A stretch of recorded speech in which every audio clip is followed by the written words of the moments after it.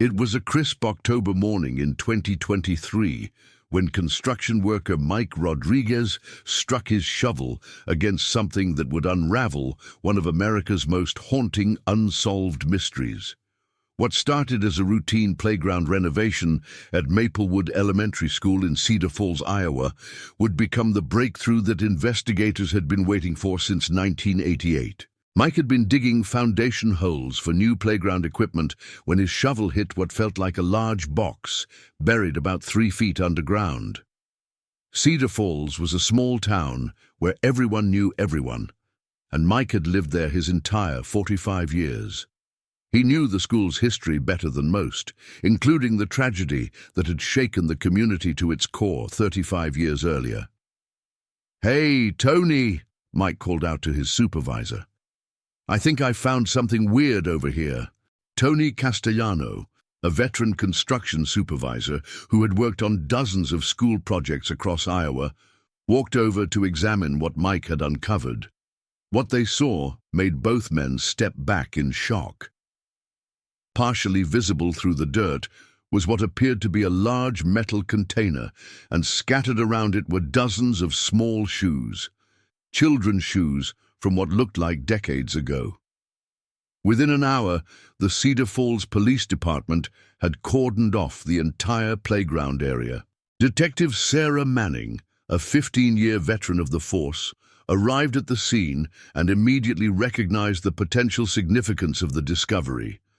She had joined the department in 2015, but the case of the missing Maplewood 12 was legendary among local law enforcement. "Nobody touches anything else," Detective Manning ordered as she surveyed the excavation site. "This could be evidence in the Hawthorne case." The Hawthorne case. Even saying the name sent chills down the spine of anyone who had lived in Cedar Falls long enough to remember. On October 15, 1988, 12 fourth-grade students from Maplewood Elementary had vanished without a trace during what should have been a routine field trip to Riverside Nature Preserve, 15 miles outside of town. It was a case that had consumed the lives of investigators, torn apart families, and left an entire community questioning everything they thought they knew about safety and trust.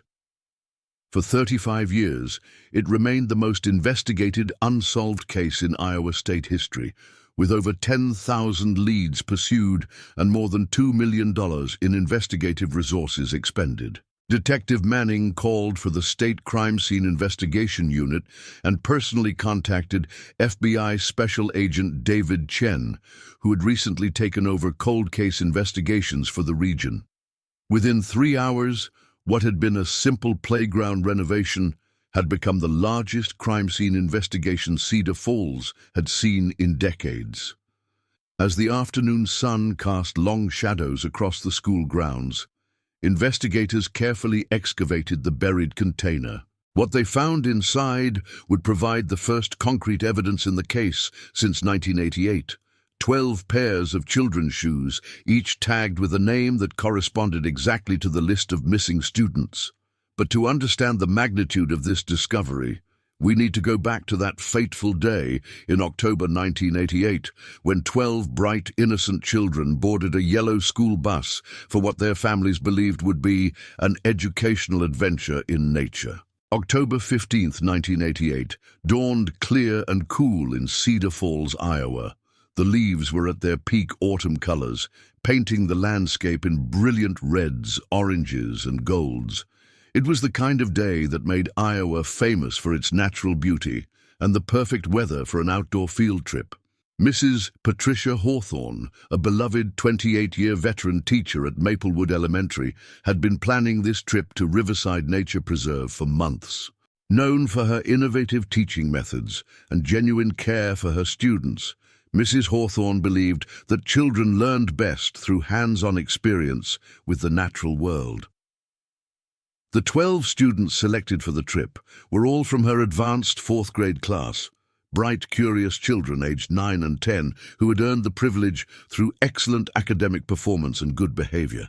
Their names would become forever etched in the memory of Cedar Falls: Jennifer Walsh, Michael Torres, Ashley Chen, David Robinson, Sarah Martinez, Christopher Lee, Amanda Johnson, Timothy Brown, Jessica Davis, Kevin O'Connor, Nicole Taylor, and Matthew Wilson.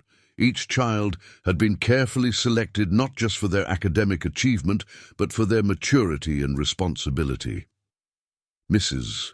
Hawthorne knew that a smaller group would allow for more personalized attention and a richer educational experience. The preserve offered hiking trails, a small museum of local wildlife, and interactive exhibits about Iowa's natural history. The morning began like any other school day. Parents dropped off their children with the usual mix of excitement and mild concern that comes with any field trip. But there was an extra level of trust placed in Mrs. Hawthorne. She had successfully organized dozens of field trips over her career without incident. "Make sure you listen to Mrs. Hawthorne and stay with the group," Jennifer Walsh's mother Carol reminded her daughter as she kissed her goodbye that morning. "And don't forget to look for those red cardinals we talked about." Jennifer, a bright 10-year-old with auburn hair and an infectious smile, was particularly excited about the trip. She had been reading about Iowa wildlife in preparation and had filled a small notebook with questions she wanted to ask the nature preserve guides. Similar scenes played out across Cedar Falls that morning as 11 other families sent their children off to school, trusting that they would return home that afternoon with heads full of new knowledge and stories to share at the dinner table. At 9:15 a.m., the 12 selected students gathered in Mrs. Hawthorne's classroom for a final briefing about the day's itinerary. They would leave at 9:30 a.m., arrive at Riverside Nature Preserve by 10 a.m., spend the morning exploring the trails and exhibits, have lunch at the preserve's picnic area, continue with afternoon activities, and return to school by 3 p.m. in time for normal dismissal. Bus driver Robert Bob Kennedy, a 52-year-old man who had been driving for the Cedar Falls School District for 15 years, arrived precisely on schedule. Bob was known for his punctuality, his friendly demeanor with the children, and his impeccable safety record. In 15 years of driving, he had never had so much as a minor accident or safety violation. At 9:30 a.m. sharp, 13 people boarded Bus the 47, Mrs. Hawthorne, 12 excited students, and Bob Kennedy behind the wheel. The bus pulled away from Maplewood Elementary as dozens of other students watched from classroom windows, many wishing they could be part of the adventure. The route to Riverside Nature Preserve was straightforward: north on Main Street through downtown Cedar Falls, then west on Highway 218 for 12 miles, followed by a 3-mile drive down a well-maintained county road to the preserve's entrance. It was a route Bob had driven many times for various school functions. At 9:52 a.m., Bob radioed the school district's transportation office to report that they were 8 minutes out from the preserve and everything was proceeding normally. This was standard protocol for field trips, and the last confirmed communication anyone would ever receive from Bus No. 47. The preserve staff was expecting the group. Director Helen Morrison had worked with Mrs. Hawthorne to plan the day's activities and had assigned 2 of her most experienced guides, Mark Stevens and Lisa Crawford, to work with the Maplewood students. But 10 a.m. came and went with no sign of the yellow school bus. By 10:15 a.m., Helen Morrison was concerned enough to call Maplewood Elementary. "This is Helen at Riverside Nature Preserve," she told the school secretary. "The Hawthorne group was supposed to arrive 15 minutes ago. Have you heard anything about delays?" The school secretary, Mrs. Dorothy Evans, immediately contacted the transportation office. Bob Kennedy was known for his reliability. If he said he'd be somewhere at 10 a.m., he was there at 10 a.m. When radio calls to Bus the 47 went unanswered, alarm bells began ringing throughout the school district. By 10:30 a.m., Principal Robert Hutchinson had contacted the Cedar Falls Police Department. By 11 a.m., a multi-agency search was underway along the route between the school and the nature preserve. What they found at 11:47 a.m. would launch one of the most intensive missing persons investigations in Iowa history. Bus number 47 was discovered in a roadside ditch approximately 7 miles from Maplewood Elementary, about halfway to its intended destination. The bus appeared to have run off the road and come to rest against a large oak tree. The front end showed impact damage, but nothing that appeared severe enough to cause serious injury. But when first responders reached the bus, they found something that defied explanation. It was completely empty. No Mrs. Hawthorne, no 12 students, no Bob Kennedy. No personal belongings, no signs of struggle, no blood, no indication of what had happened to 14 human beings who should have been inside that bus. The bus's emergency exits were closed and locked from the inside. The main door was shut but not locked. Bob Kennedy's keys were still in the ignition, and his wallet was still in his jacket pocket, which hung on his driver's seat. The bus's first aid kit was in its proper location, untouched. Mrs. Hawthorne's purse was still on the first seat behind the driver, containing her wallet, identification, and $67 in cash. The students' backpacks and lunchboxes were arranged neatly in the seats, exactly as they would be during a normal trip. Nothing appeared to have been disturbed or taken.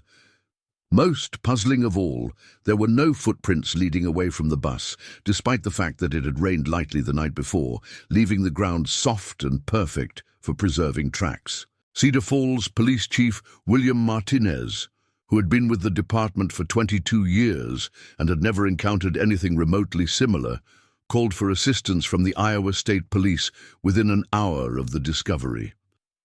By evening, FBI agents from the Des Moines field office had arrived to take over what was clearly a case beyond the scope of local law enforcement. The investigation began immediately with a massive search of the area surrounding the abandoned bus. Over 200 volunteers from Cedar Falls and surrounding communities joined law enforcement in combing through cornfields, wooded areas, ditches, and farm buildings within a 10-mile radius of where bus number 47 was found. Search dogs were brought in from across the state. Helicopters scoured the terrain from above. The Iowa National Guard was activated to assist with the ground search. For 3 weeks, it was the largest search and rescue operation in Iowa history. But despite the intensive effort involving over 1,000 people at its peak, not a single trace of the missing 13 people was found. No clothing, no personal items, no footprints, no witnesses who had seen anything unusual. It was as if 13 human beings had simply vanished into thin air. The FBI's investigation quickly expanded beyond the immediate search.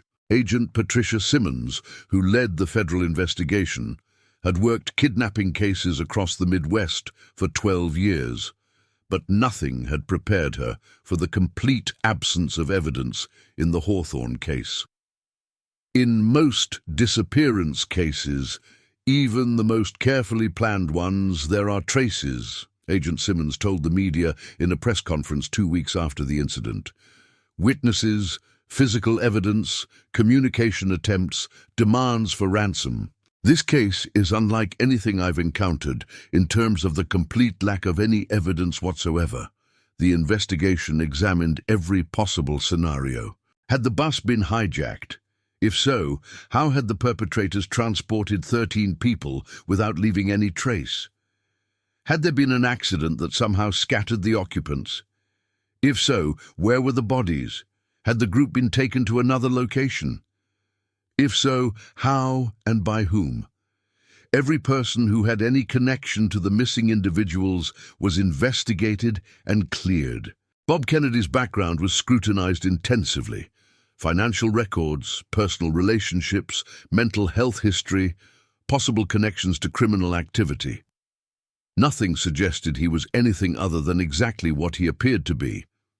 A dedicated, responsible bus driver with no history of erratic behavior.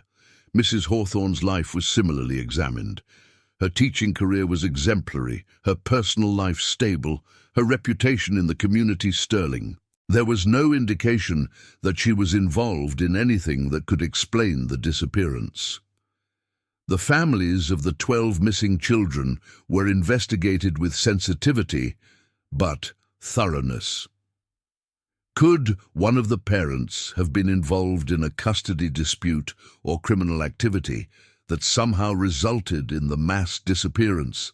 Again, nothing emerged to support any such theory. As weeks turned to months, the investigation expanded to examine possibilities that initially seemed far-fetched. Had the group encountered some kind of criminal operation, drug trafficking, human trafficking, or other illegal activity? Investigators spent months tracking down and examining every criminal enterprise known to operate in eastern Iowa. They investigated reports of unusual vehicles seen in the area around the time of the disappearance. They examined the possibility that the group had been taken across state lines, expanding the search to Illinois, Minnesota, Wisconsin, Missouri, and Nebraska. The case received national media attention. America's Most Wanted featured the story twice. The families appeared on every major news program. A reward fund established by the community eventually reached $250,000. But despite hundreds of tips and supposed sightings, no credible leads emerged. By the first anniversary of the disappearance, the active investigation had been scaled back, though it was never officially closed. The FBI maintained a presence in Cedar Falls, following up on new leads and periodically re-examining evidence. But the harsh reality was that they had exhausted every conventional investigative approach.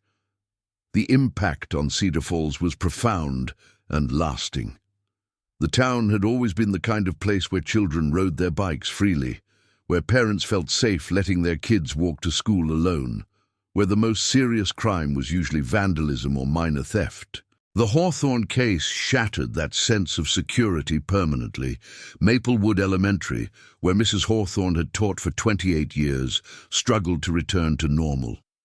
A memorial garden was planted in honor of the missing teacher and students, but the school was forever changed. Enrollment dropped as some families moved away, unable to cope with the constant reminder of the tragedy. The families of the missing children faced unimaginable anguish. Unlike cases where loved ones are confirmed dead, allowing for grief and eventual healing, the families lived in a state of perpetual uncertainty. Were their children alive somewhere? Had they suffered? Would they ever come home? Support groups formed among the families, but the strain was enormous.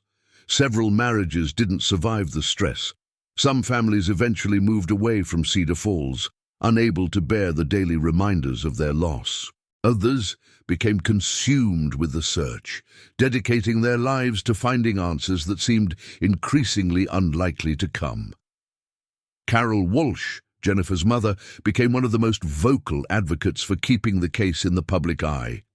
She established the Hawthorne Foundation, dedicated to supporting families of missing children and funding research into unexplained disappearances. "I will never stop believing that my daughter is out there somewhere," Carol said in a 2013 interview marking the 25th anniversary of the disappearance. "Until I know for certain what happened to Jennifer and her classmates, I will continue searching." The case spawned numerous theories, both from investigators and amateur sleuths. Some believed the group had encountered a sophisticated criminal organization. Others suspected a serial killer who had somehow managed to transport 13 people without detection. More outlandish theories involved everything from witness protection programs to alien abduction. Books were written about the case. Documentary filmmakers examined it from every angle. Internet forums dedicated to unsolved mysteries discussed it endlessly. But despite decades of scrutiny from both professional investigators and amateur enthusiasts, no credible explanation emerged for how 13 people could simply vanish without leaving any trace. The Hawthorne case became a case study in law enforcement training programs, an example of how traditional investigative methods could sometimes fail completely when confronted with truly unusual circumstances. It changed protocols for school field trips across Iowa and influenced missing persons investigation procedures nationwide. As the years passed, periodic reviews of the case file yielded no new insights. Advanced forensic techniques were applied to the bus and the few pieces of physical evidence, but nothing emerged to shed light on what had happened. The case gradually faded from national attention, though it remained a source of fascination for true crime enthusiasts and an open wound for the Cedar Falls community. By 2023, most of the original investigators had retired or passed away. Agent Patricia Simmons, who had led the FBI investigation, died of cancer in 2019, still troubled by her inability to solve the case that had defined her career. Chief Martinez retired in 2008, calling the Hawthorne case the one that got away in his farewell speech. New generations of law enforcement officers in Cedar Falls learned about the case during their training, but it had become more of a historical curiosity than an active investigation. The reward money remained available, and tips still occasionally came in, but they were usually from people who had watched documentaries about the case rather than witnesses with genuine information. The families of the missing children had aged and, in some cases, passed away. Carol Walsh, now 68, still lived in Cedar Falls and maintained the Hawthorne Foundation, but even she acknowledged that hope for answers had dimmed significantly over the decades.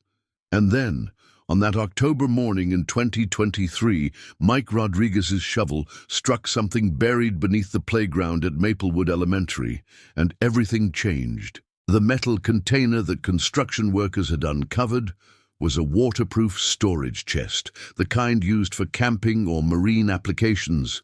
Inside, carefully preserved, were 12 pairs of children's shoes, sneakers, dress shoes, sandals, each with a handwritten tag bearing a name that corresponded exactly to the list of missing students from 1988.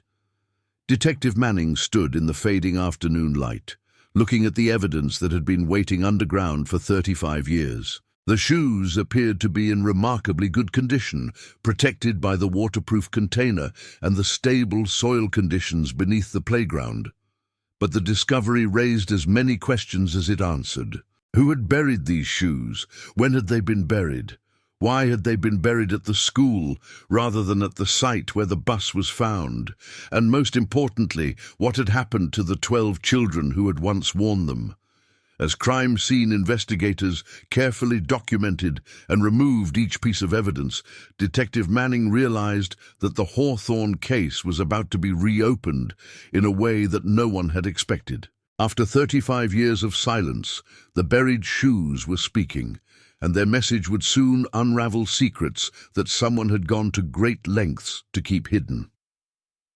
The Iowa State Crime Lab had never processed evidence quite like what arrived from Cedar Falls on that October evening in 2023. Dr. Rachel Kim, the lab's chief forensic analyst, had been working cold cases for 15 years. But the preservation quality of 35-year-old evidence in the Hawthorne case was extraordinary. The waterproof container did its job perfectly, Dr. Kim explained to Detective Manning during a video call the next morning. The shoes show minimal degradation.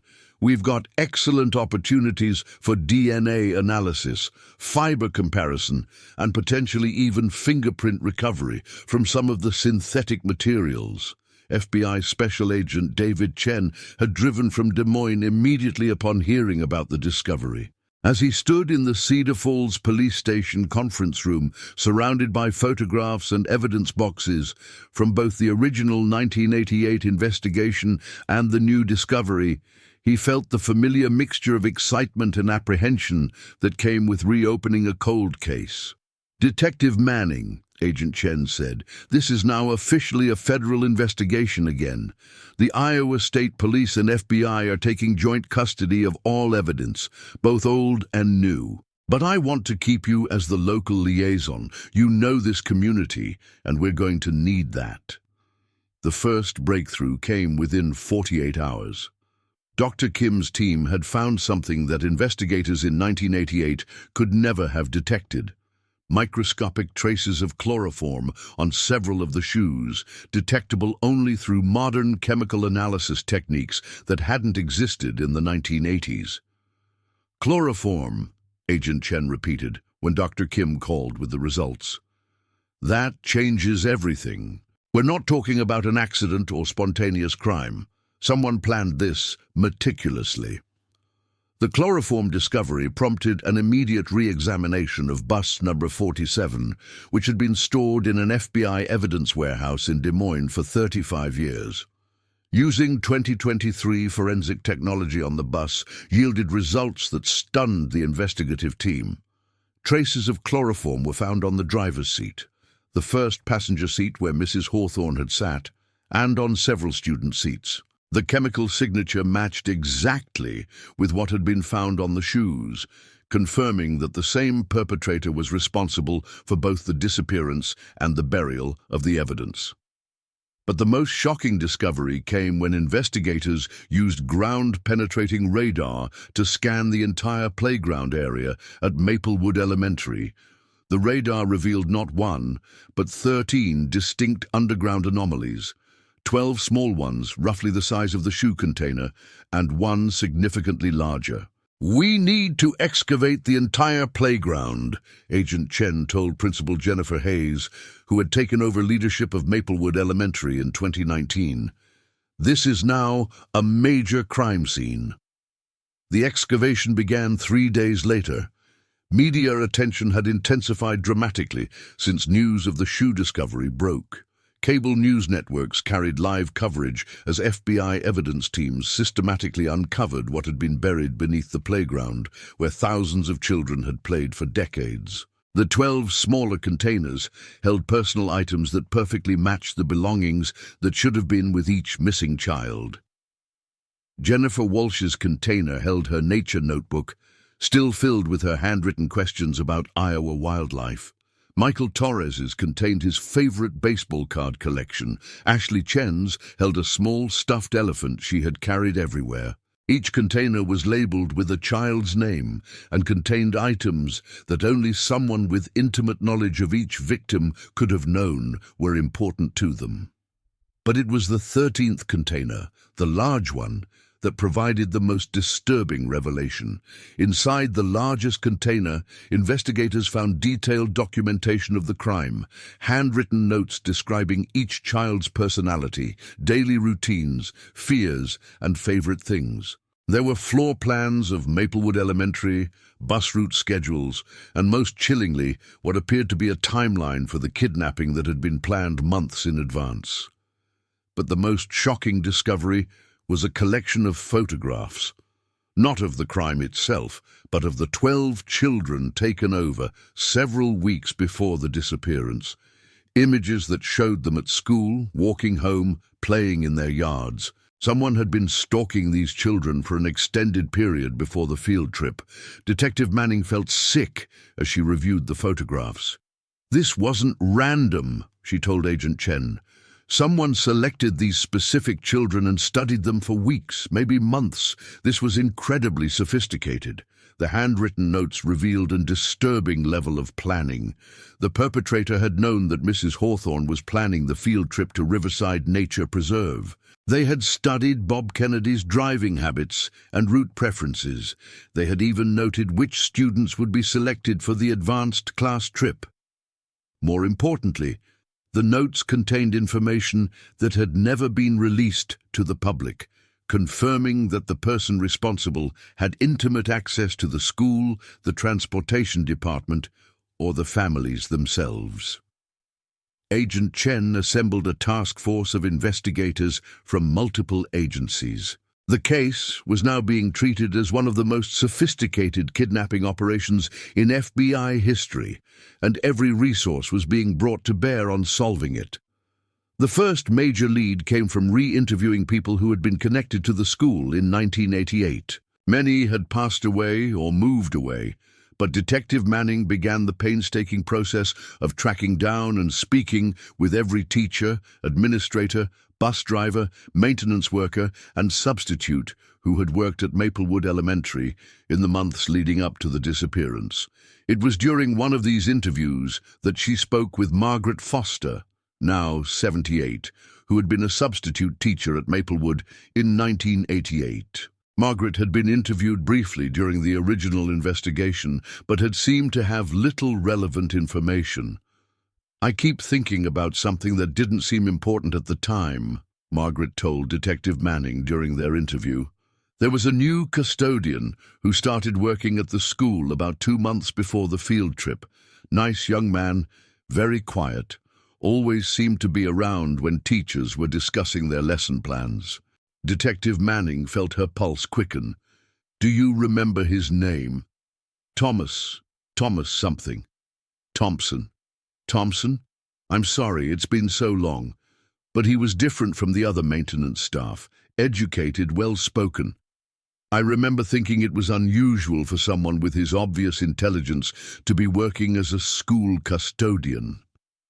Margaret's description matched no one who had been interviewed in the original investigation. Detective Manning immediately began searching through employment records from 1988, but what she found was troubling. There were no records of any custodian named Thomas working at Maplewood Elementary in 1988. Either the records were destroyed or someone was working at that school under a false identity, Detective Manning reported to Agent Chen. And if they were using a false identity, it means this was planned even more extensively than we thought. The investigation expanded to examine every person who had access to Maplewood Elementary in 1988. Building contractors, delivery personnel, substitute teachers, parent volunteers, anyone who could have observed the school's routines and gained the intimate knowledge displayed in the buried documentation. Meanwhile, forensic analysis of the evidence continued to yield disturbing revelations. DNA analysis of the personal items found in the containers showed that the children had definitely handled these objects, confirming they were genuine belongings. But more troubling was the discovery of foreign DNA on several items. DNA that didn't match any of the children or their family members. "We've got DNA from our perpetrator," Dr. Kim announced during a conference call with the investigative team. "It's degraded after 35 years, but we've got enough for comparison if we find a suspect. Even better, we can run it through CODIS to see if we get any hits." CODIS, the Combined DNA Index System, contained DNA profiles from millions of convicted criminals across the United States.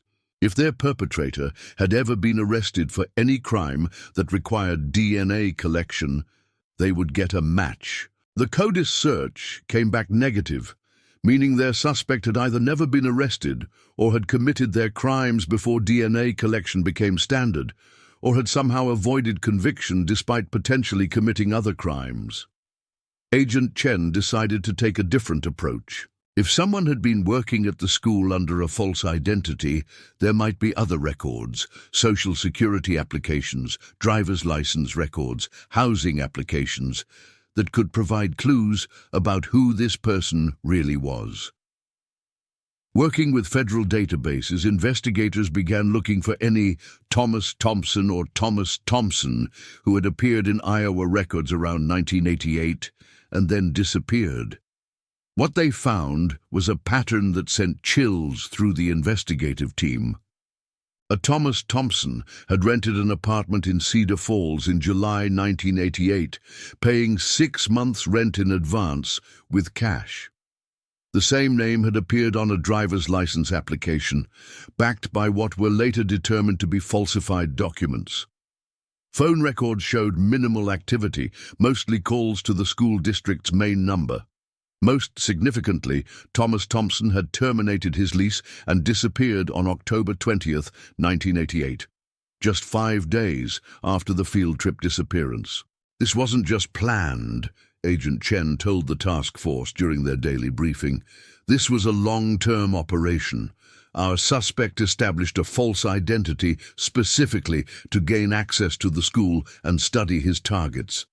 When he executed his plan, he immediately vanished. The investigation now focused on determining who Thomas Thompson really was.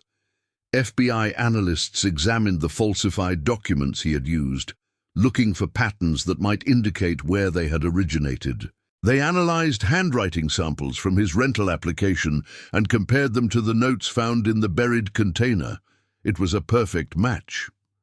But perhaps the most important clue came from an unexpected source: the apartment building where Thomas Thompson had lived in 1988. The building had been renovated several times over the decades, but the current owner, David Reeves, had purchased it in 2019 and discovered something unusual during renovation. "When we were updating the electrical system," Reeves told Detective Manning, "we found something weird hidden in the wall of apartment 3B. That's the unit that your guy rented back in '88. It was a small metal box wedged behind some old insulation. Inside the box was documentation that proved Thomas Thompson was an alias. The real identity belonged to Dr. Marcus Weinstein, a former child psychologist who had lost his license to practice in Illinois in 1987 after allegations of inappropriate conduct with young patients. The allegations had never resulted in criminal charges, but the Illinois Medical Board had revoked Weinstein's license after multiple complaints from parents. According to the records, Weinstein had disappeared from Illinois in early 1988, shortly before civil lawsuits were filed against him. "Now we know who we're looking for," Agent Chen announced. "Dr. Marcus Weinstein, born 1952 in Chicago, trained as a child psychologist, lost his license in Illinois for inappropriate conduct with minors. He would be 71 years old now, if he's still alive." The FBI launched a nationwide search for Dr. Marcus Weinstein. Database searches revealed that he had used his real identity sporadically over the years: a credit card application in Oregon in 1995, a driver's license renewal in New Mexico in 2001, a Social Security benefit application in Arizona in 2015. The most recent record showed Weinstein living in a retirement community called Desert Sunset in Phoenix, Arizona. According to the facility's records, he had been a resident since 2019, living quietly and keeping mostly to himself. Agent Chen immediately contacted the Phoenix FBI field office and requested surveillance on Weinstein while they prepared arrest warrants. But when agents arrived at Desert Sunset on November 15, 2023, they found that Marcus Weinstein had checked himself out of the facility 3 days earlier, citing family emergency. "He's running," Agent Chen told Detective Manning during an emergency conference call. "Somehow he found out we were closing in on him." The revelation that their suspect was aware of the investigation prompted a review of information security. How had Weinstein learned that he had been identified? The investigation had been conducted with strict confidentiality protocols, but somehow information had leaked. The answer came from an unexpected source: Dr. Weinstein himself. On November 20, 2023, a letter arrived at FBI headquarters in Des Moines, postmarked from Las Vegas, Nevada. The letter was addressed to the Hawthorne Investigation Team and was signed by Marcus Weinstein. In the letter, Weinstein confessed to the kidnapping of Mrs. Hawthorne and the 12 students. He described in detail how he had used chloroform to incapacitate them during the bus ride, how he had transported them to a location he called the facility, and how he had conducted what he described as important research on childhood psychology and behavior modification. But the letter contained a twist that no one had anticipated. According to Weinstein, the children and Mrs. Hawthorne had not been killed. Instead, he claimed they had been held at a remote facility where he had attempted to implement his theories about childhood development and education. "I want you to understand that my intentions were never malicious," Weinstein wrote. I believed then, as I believe now, that traditional educational methods fail our most gifted children. I created an environment where these exceptional young minds could develop without the constraints of conventional society. The letter included detailed descriptions of the facility where he claimed to have kept his victims. According to Weinstein, it was a converted military bunker located somewhere in the mountains of Colorado, equipped with living quarters, educational facilities, and everything necessary to house 13 people for an extended period. Most shockingly, Weinstein claimed that some of his victims might still be alive. He wrote that he had released them gradually over the years as they reached adulthood, providing them with new identities and helping them integrate into society. He claimed that at least 4 of the original 13 were still alive and living under assumed names.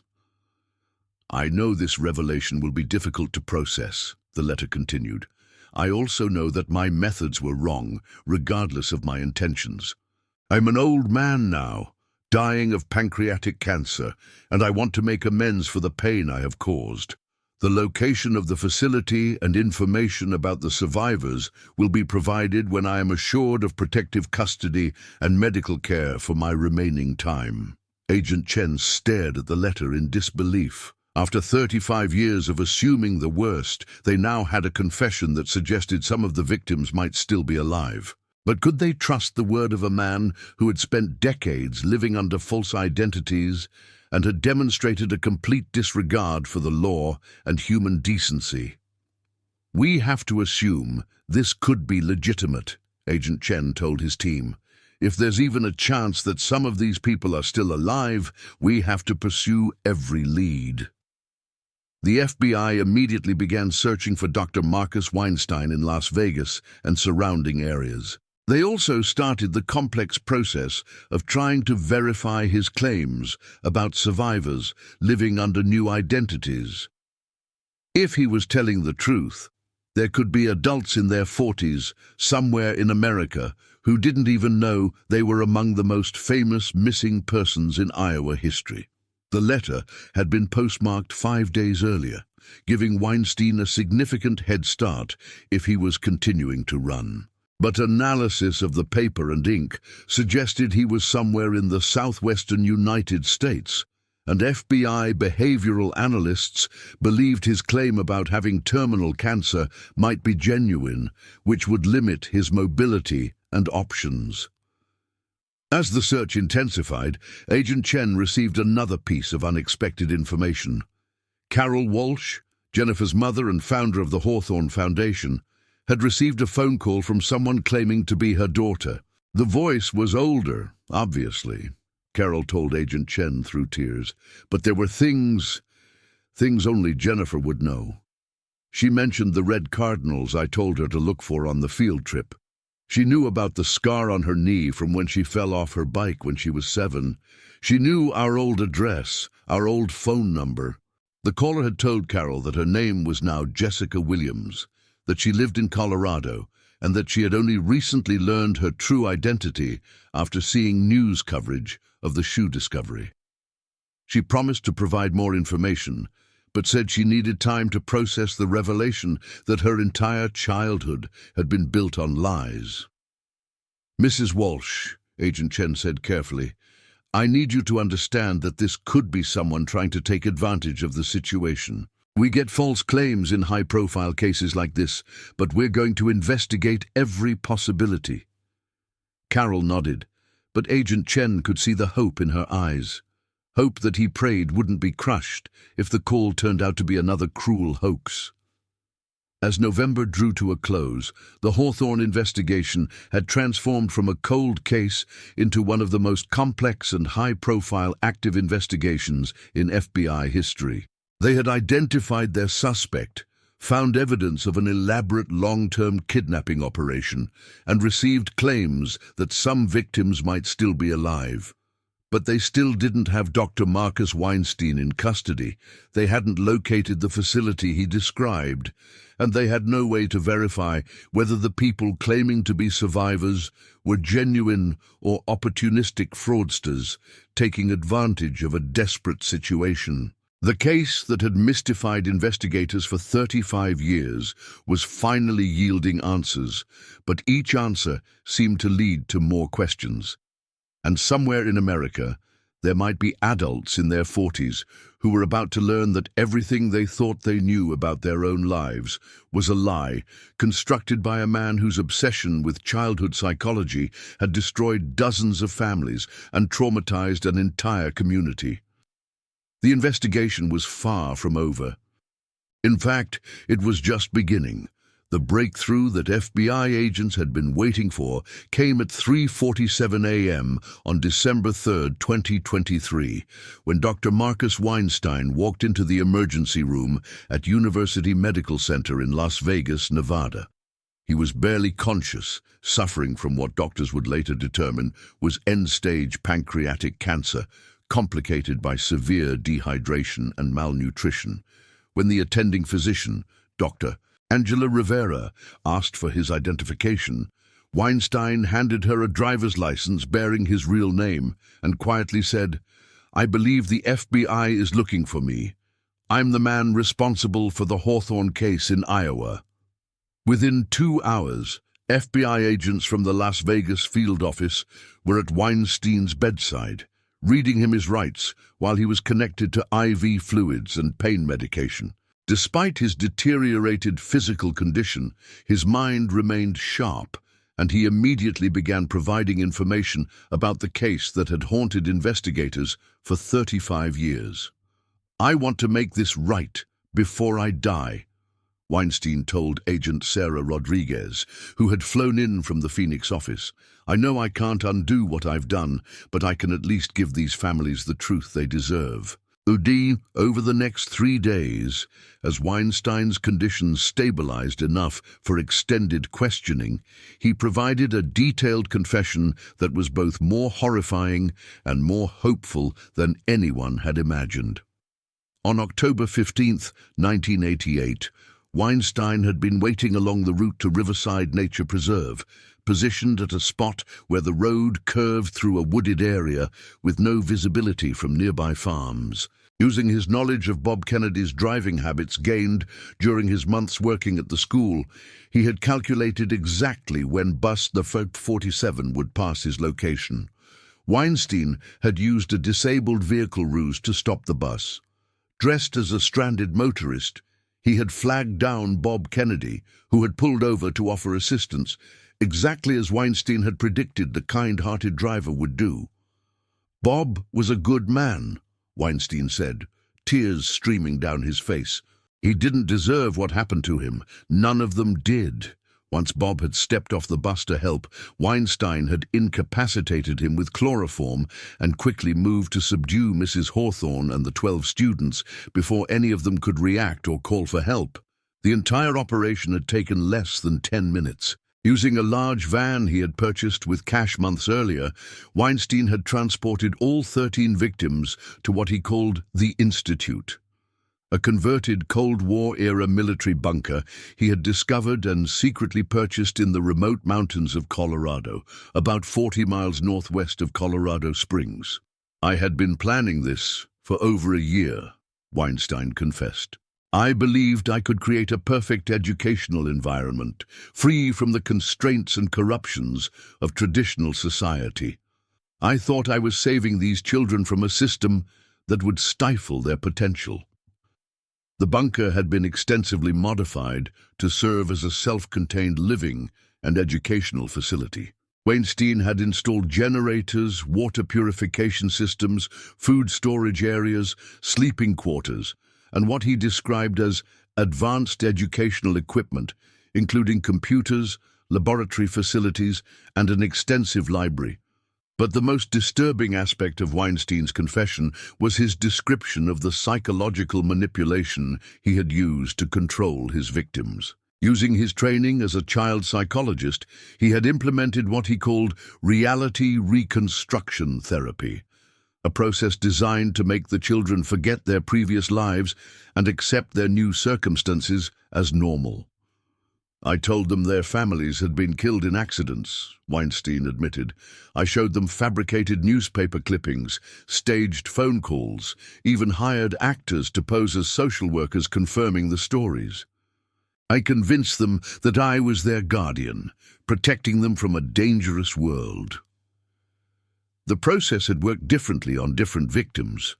Some of the younger children had adapted to their new reality within months. Others, particularly Mrs. Hawthorne and some of the older students, had resisted longer and required more intensive psychological intervention.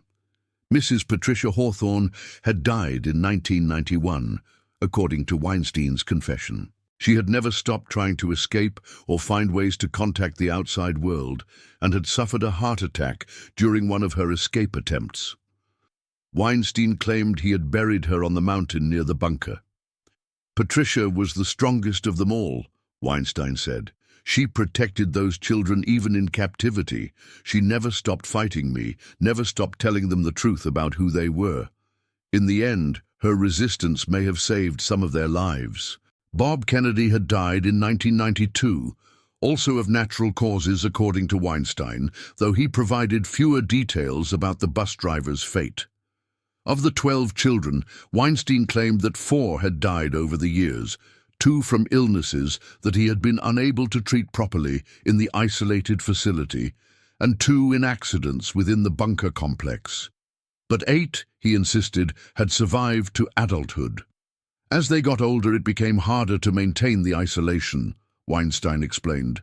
When they reached their late teens, I began gradually reintegrating them into society.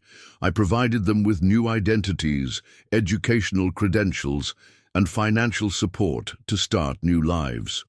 According to Weinstein's account, the survivors had been released between 1999 and 2007, when they were between 20 and 28 years old. He had given them new names, social security numbers obtained through fraudulent means, and false histories to explain their lack of early childhood records. I told them they had been in a special protective program due to their families' deaths, Weinstein said. I convinced them that their memory problems were due to trauma from losing their parents. Most of them accepted this explanation and built new lives based on the identities I provided. The most shocking revelation came when Weinstein provided the current names and locations of the 8 survivors. According to his records, they were now living across the United States under assumed identities. 2 in Colorado, 2 in California, 1 in Oregon, 1 in Texas, 1 in Florida, and 1 in North Carolina. I've been monitoring them for years, Weinstein admitted. I wanted to make sure they were adjusting well to normal life. Most of them have been successful. They've married, had children, built careers, but they don't know who they really are. FBI agent Chen immediately coordinated with field offices across the country to locate and approach the 8 people Weinstein had identified as survivors. This was perhaps the most delicate operation in FBI history, approaching adults who had lived normal lives for decades to inform them that their entire identities were based on lies. The first contact was made with Jennifer Walsh, now living as Jessica Williams in Denver, Colorado. She was 45 years old, married to a software engineer named Michael Williams, and worked as an elementary school teacher. She had 2 teenage children who had no idea their mother was one of America's most famous missing persons. Agent Lisa Martinez from the Denver field office approached Jessica at her home on December 7, 2023. The conversation would later be described by Agent Martinez as the most emotionally devastating interview of my career. When I showed her the photos from 1988 and explained who she really was, she just stared at them for the longest time, Agent Martinez reported. Then she said, I always wondered why I couldn't remember anything from before I was 15. Dr. Thompson told me it was because of the trauma of losing my parents, but deep down, I always knew something wasn't right. Jessica, Jennifer, immediately asked about her parents. Agent Martinez had the heartbreaking task of explaining that her father had died in 2001, but that her mother, Carol, was still alive and had spent 35 years searching for her. Similar scenes played out across the country as FBI agents made contact with the other survivors. Michael Torres, now living as David Morrison in Sacramento, was a successful accountant with 3 children. Ashley Chen, now Susan Parker in Portland, was a nurse practitioner who had devoted her career to helping children. Christopher Lee, now James Anderson in Austin, was a high school history teacher. Not all of the survivors were easily located. One of the identities Weinstein had provided led to a dead end. The person had died in a car accident in 2018. Another had moved multiple times and was eventually found living homeless in Florida, struggling with addiction and mental health issues that may have been related to the psychological trauma of his captivity. But the most emotional reunion was between Jennifer Walsh and her mother Carol. On December 12, 2023, 35 years after she had last seen her daughter, Carol Walsh walked into a conference room at FBI headquarters in Denver and embraced the daughter she had never stopped believing was alive. "She looked different, of course," Carol said through tears during a press conference the next day, "but the moment I saw her eyes, I knew it was my Jennifer." A mother never forgets her child's eyes. The reunion was complicated by the fact that Jennifer had built an entire life based on a false identity. She had children who suddenly learned their mother had a different name and history. She had a husband who discovered that the woman he had been married to for 18 years had been living under an assumed identity without knowing it herself. Meanwhile, FBI teams were working to locate the bunker facility Weinstein had described in Colorado.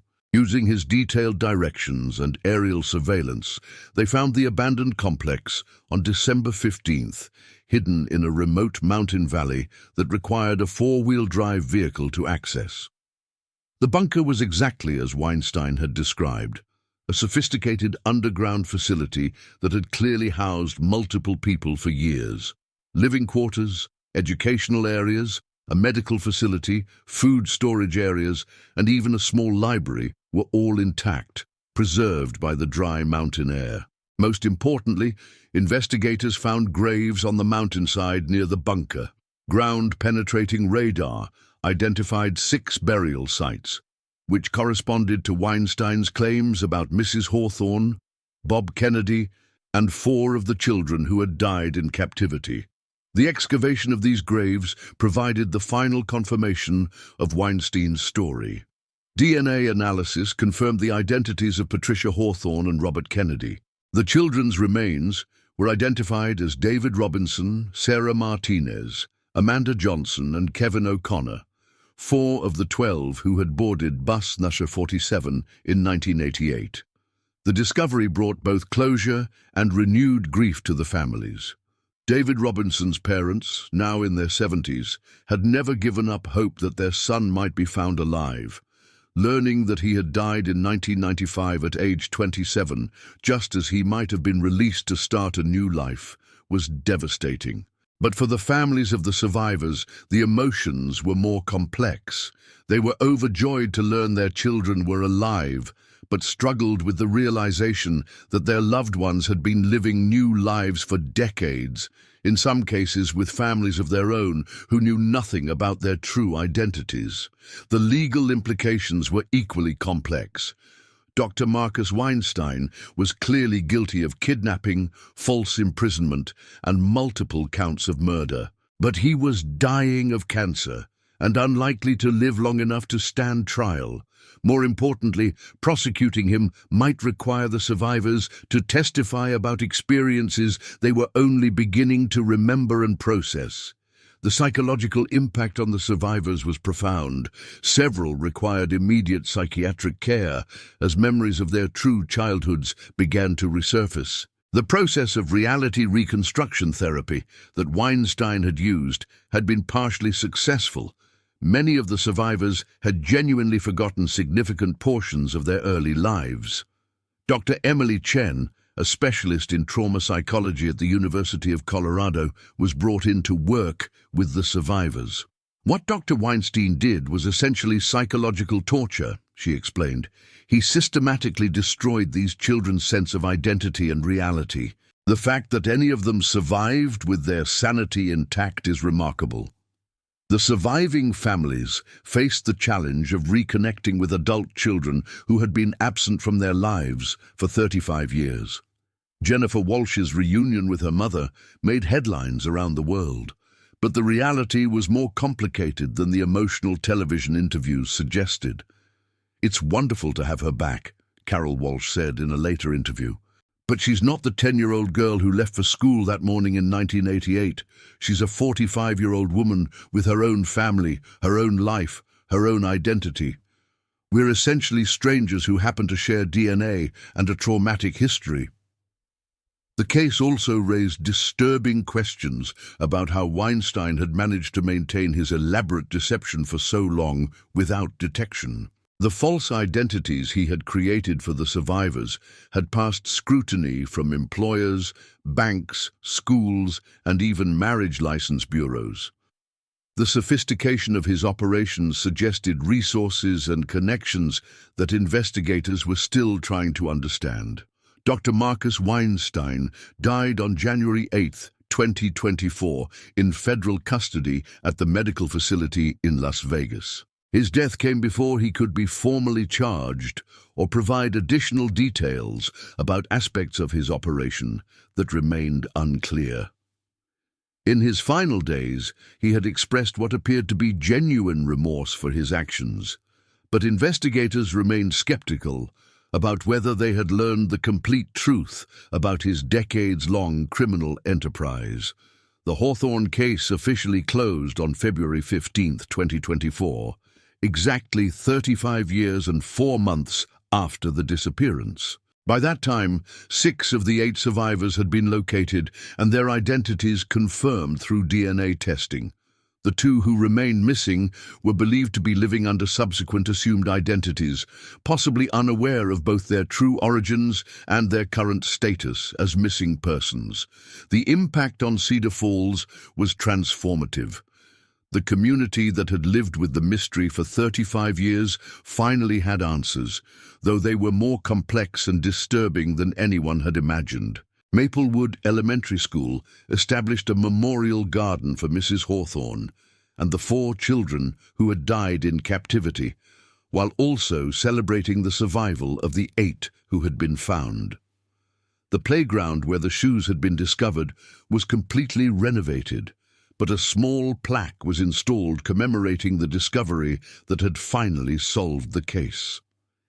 "In memory of all who were lost and in celebration of all who were found," the plaque reads. Carol Walsh continued operating the Hawthorne Foundation, but shifted its focus to supporting survivors of long-term captivity and helping families navigate the complex process of reunification after decades of separation. Her work with Jennifer, slowly rebuilding a mother-daughter relationship between 2 women who had been strangers for 35 years, became a model for other families facing similar situations. The legal system struggled with how to handle the complex identity issues facing the survivors. Several required court orders to reclaim their birth names and legal identities. Others chose to maintain the names they had lived with for decades, creating a legal grey area that required new precedents and procedures. The case became the subject of extensive academic study in fields ranging from criminal psychology to trauma therapy to legal identity procedures. Dr. Weinstein's reality reconstruction therapy techniques were analyzed to help identify and treat other victims of similar psychological manipulation. 5 of the survivors eventually chose to speak publicly about their experiences, becoming advocates for missing children and survivors of long-term captivity. Their stories provided valuable insights into the psychological resilience of kidnapping victims and the complex process of recovering suppressed memories and rebuilt identities. Jennifer Walsh Williams became one of the most prominent voices among the survivors. In a 2025 interview, she reflected on the complexity of her situation. "I'm grateful to be alive, and I'm grateful to know the truth about who I am. But I also mourn the childhood I lost, the relationship with my parents that was stolen from me, and the decades my mother spent in agony not knowing what happened to me. Dr. Weinstein may have thought he was saving us from something, but what he really did was steal our lives and give us back broken pieces." The Hawthorne case fundamentally changed how law enforcement approaches missing persons investigations, particularly cases involving multiple victims. The sophisticated planning and long-term deception Weinstein had employed became a case study in criminal psychology programs and influenced new protocols for investigating disappearances. Perhaps most importantly, the case demonstrated that even after decades, hope should never be abandoned. The discovery of the buried shoes had seemed like it might finally provide closure to families who had suffered for 35 years. Instead, it opened a door to revelations that were both more heartbreaking and more hopeful than anyone had dared to imagine. As Detective Sarah Manning reflected in her final report on the case, the Hawthorne investigation taught us that the truth is often more complex than we expect, that criminals can be more sophisticated than we assume, and that victims can be more resilient than we know. Most importantly, it taught us that families should never stop hoping, because sometimes the impossible really does happen. The town of Cedar Falls, Iowa, finally closed the chapter on its most famous mystery. But for the families involved, both those who lost loved ones and those who found them again, the story continues.